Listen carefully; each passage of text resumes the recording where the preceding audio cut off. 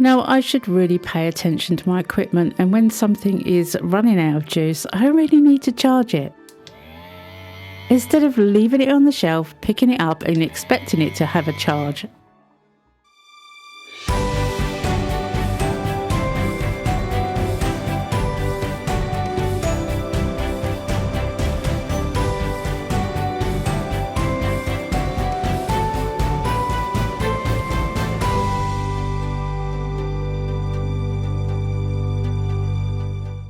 Hey, welcome back to my channel. It's Wendy here from Toonpish Crafts, and I hope you're doing okay. Now, I do have a little bit of a cold today, so please forgive me if I sound a bit croaky.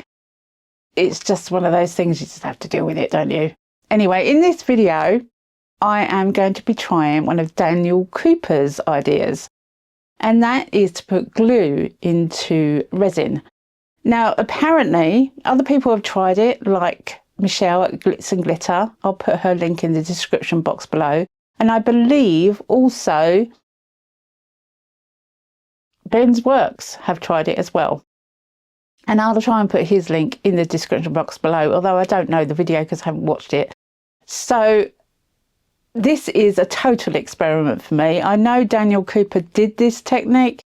I haven't watched the video. I watched a little bit of Michelle's video, just a smidgen, just to find out that you need 1 drop per ounce of resin. Now, I couldn't get hold of the same glue that Daniel Cooper used.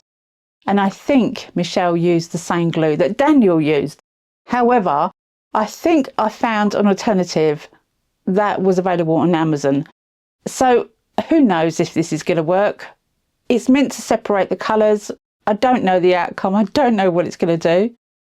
But I'm willing to try.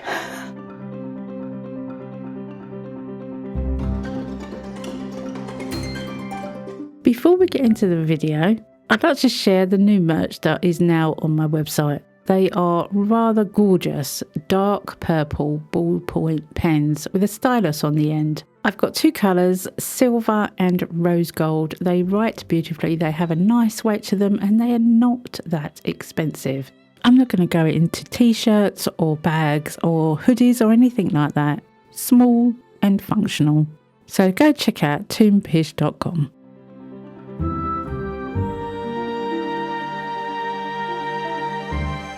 Now, as I said in the beginning of the video, I'm going to be using some clear PVA glue. This is washable glue and it's from Baker Ross. I could not get hold of any washable Elmer's glue that's clear. So I had to go with what I thought was a good alternative, and that's the brand I got from Amazon. And I will put the link in the description box below. The 2 moulds that I'm using are the same type of mould. One is large, one is small. I don't have 2 large ones that were the same, so I'm using the large and the small. The colours I will be using are the Let's Resin dyes in blue, red and lemon yellow. I want these pieces to be translucent, so I don't want to use paste that will give it an opaque pigment or mica powder that is the same. I do want it to be translucent so we can see through it. I'm using Let's Resin epoxy resin, which is a 2-part epoxy, and I'm going to use their large stirrer as I am making up quite a lot of resin. I think this 400ml. Now, I should really pay attention to my equipment, and when something is running out of juice, I really need to charge it. Instead of leaving it on the shelf, picking it up and expecting it to have a charge. And that's what happened. My lovely mixer had run out of electricity, so it needed charging. Now, I'd already put the mixer into the resin, so I figured I'd connect up the cable and hopefully it would give it enough charge to work. I had to wait just about 2 or 3 minutes for it to have enough charge before it would work properly for 40 seconds. It's only a 40-second burst, but it's a really quick mixer if it's charged. I then left it to charge fully. Once I took the mixer out, then you always need to scrape the sides and the bottom of any mixing cup to get rid of any unmixed resin around the outside of the mixing cups. Now, as I'm going to use some glue in this resin and I have no idea how this is going to work, I figured I'd try and get as many bubbles out of the mix before I even started. So I'm using the Let's Resin degassing machine, which is always nice to see when you have a time lapse.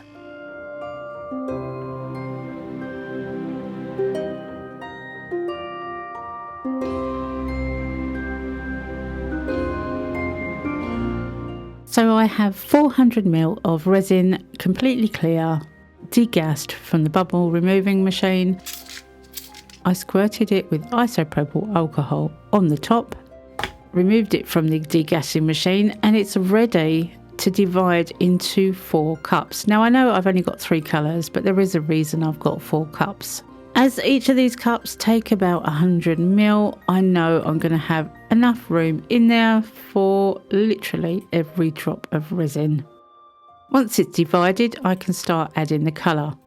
Now I'm using acrylic lolly sticks because I like to be able to clean them and use them again. And with just a few drops of the blue, I start to mix in the colour. I am doing this quite slowly and quite gently, not to add any bubbles into the mix. With the red, again, just 3 drops of the red colour to give me a really nice red epoxy resin. And then with the yellow. Now I know the yellow is not as vibrant as the red. In fact, this is a new yellow and I hadn't even punctured the top. But I did put quite a lot of yellow in there, and I still went on and added a little bit more yellow to try and get it a little bit more colourful. With the last one, I'm going to add a drop of red and a few drops of yellow to try and get a nice orange. I did go on and add more red and quite a bit more yellow to get it a deeper colour so it wasn't so wishy-washy. I wanted a nice vibrant orange to go with the yellow, the red and the blue. Now I'm ready to pour. Now this resin by this point had been mixed about 15 minutes prior, so it's already really quite warm. And I'm pouring these 4 colours in no particular order, in no particular way into this tiny mould, not realising that the lip around the mould was not allowing the resin to go down the side. So now I had a mould full of air. I mean, it was really full of air.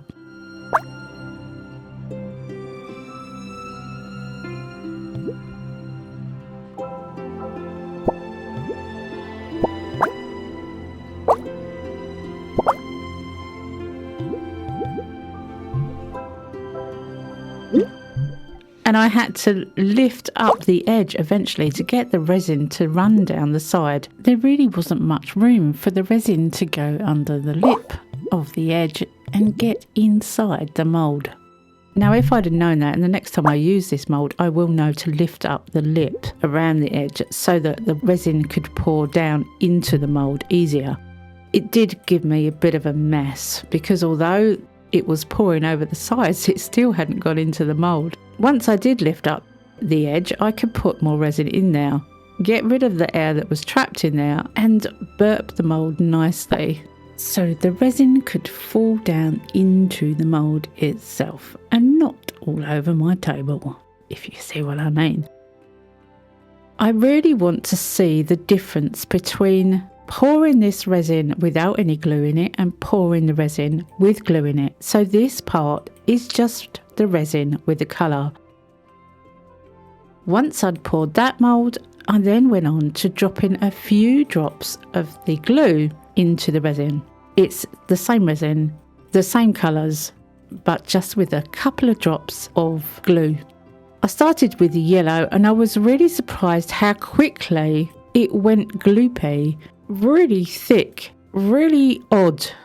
From what I understand, you only need 1 drop of glue for 1 fluid ounce of resin. So just 3 drops of glue in around 90 ml of resin. Just for reference, there's roughly 3 fluid ounces in 100 ml. So I needed 3 drops of glue in 100 ml of resin. But it went really sticky very quickly. I really was not expecting how gloopy and weird this resin now felt. It is meant to enable you to not mix the colours, and that is what I'm trying here. But it felt like, I don't know how to describe it. It's not a very nice description, but that's all I could think of. Okay, I think a better description is the white of an egg. You know, the white of an egg it holds together, but it's slimy and it slips everywhere. That's what it's like. Although I was pouring it, I was very aware that it wanted to stay together. It wanted to hold itself together, which is why apparently it's very good at not mixing the colours when it's curing. Now, it didn't give me extra bubbles. It didn't give me more heat. It wasn't as if it was overheating at all. It just changed the consistency of the resin so quickly. It was really bizarre. Very bizarre. Now, I'm going to put this large piece into my pressure pot. So before I fill it up completely, I need to move it over to the pressure pot. I'm going to put it in the pressure pot because I have no clue how many bubbles this will end up having.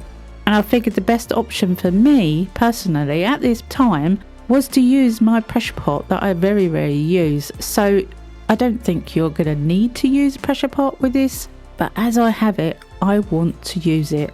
So I'm going to transfer it over there now. Now, I did set up the camera above my pressure pot so that you could see what I was doing. I'm just pouring or trying to get out the last bits of resin because I know I need pretty much all of it to fill up this mould. I then see and spot there are some bubbles or air pockets that are under the lip of this mould, so I do try and go around and get those out by pushing the mould in. Now, because this resin is so gloopy, the air was coming out and I let go of the side and it was going back in again. It wouldn't come out and pop like it would with normal 2-bar epoxy resin. So I ended up using my thumb to actually get the air out once it had been pushed up under the resin I could see. And you can see here that this orange that I'm pouring in is just so stringy. So odd, so sticky. When I'm happy that I've got all the air pockets out, I've filled up the mould as much as I can. Then I put the lid on top of the pressure pot, do up the wing nuts, and then I'm going to fill it up with around 3 to 4 bar of pressure. Now, I am aware that this mould may collapse in the pressure pot because I haven't filled up the middle and there's a great big space in the middle of the bowl mould. But I'm going to take that chance. I'm not going to put too much pressure on this resin and the resin mould. So I'm just literally take it up to just above 3 bar. Normally I would go up to 4, but 3 I think is plenty to compress those bubbles down and hopefully not collapse the mould itself.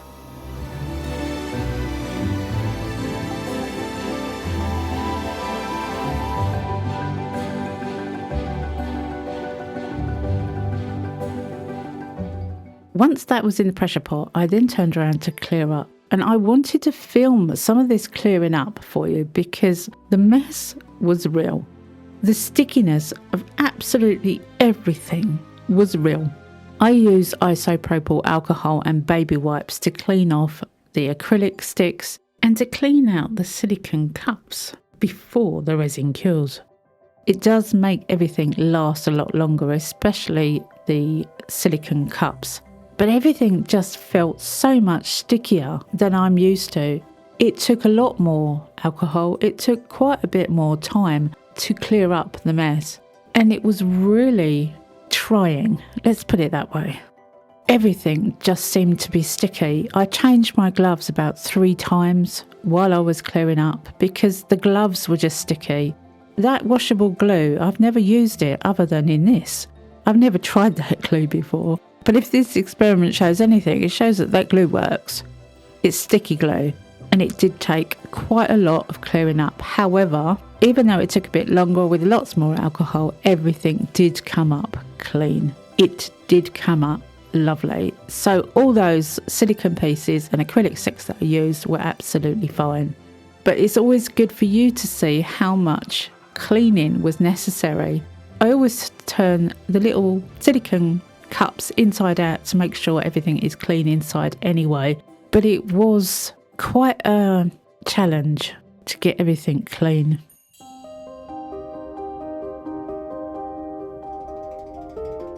So the following day, we can see what these two bowl experiments have come out like. Now this was the basic 2-part epoxy resin with the colours. The moulds are really sweet, by the way, and the link for the moulds will be in the description box below as well. Demolding was very simple. I was just lifting the mould over the ripply bit and going round until it was all out. I actually really like how these bowls have come out. The colours are totally translucent, which is what I was going for. And you can see the different colours in this, albeit there's not much gradient between them. They have blended. Between each colour, it's blended. And that is what 2-part epoxy does. Unless you leave it to really heat up, in which case you can get the colours to stay separated. So let's get the large one out of the pressure pot. First of all, I have to open the valve and let all the pressure out, which doesn't take that long, but I don't like doing it fast. I just let it creep out. When all the pressure has gone from the pressure pot, I can open all the wing nuts and unlock that lid. I am a bit worried at this point that it may have collapsed in the middle, but I figured if it had, we could still see if the colours had worked. Opening the pressure pot, and I was really pleasantly surprised by how bright and vibrant those colours were. And luckily it hadn't collapsed in the middle either. So let's get it out of the mould and see if it had made a difference, if this glue had made a difference to the way the colours merge together or stay separate.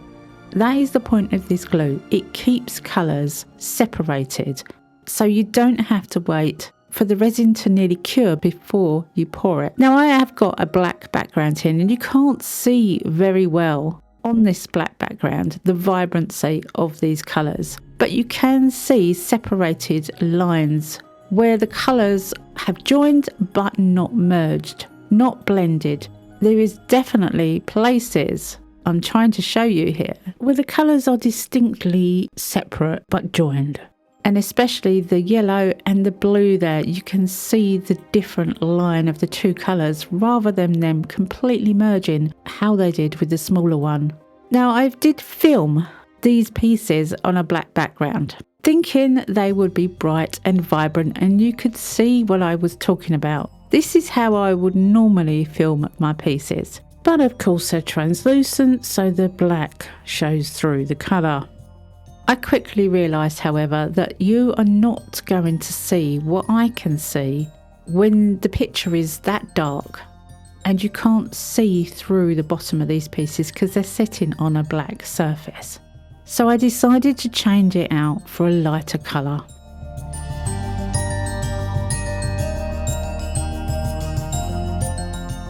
Now you can see it. Look at that colour and how beautifully separate those colours are in the large one.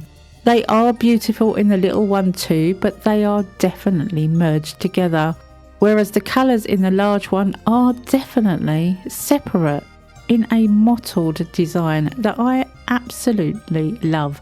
Now this was the first time I was using glue and it will not be the last. I'm going to try this a lot more in a lot of different ways. I had a lot of fun with this glue technique, even though the mess and the clear up was real, and I really hope you've enjoyed it and got something out of it too. So come back and see me next week, because you never know what I'm going to be up to. I never know what I'm going to be up to. Have a great week, happy crafting, and bye for now.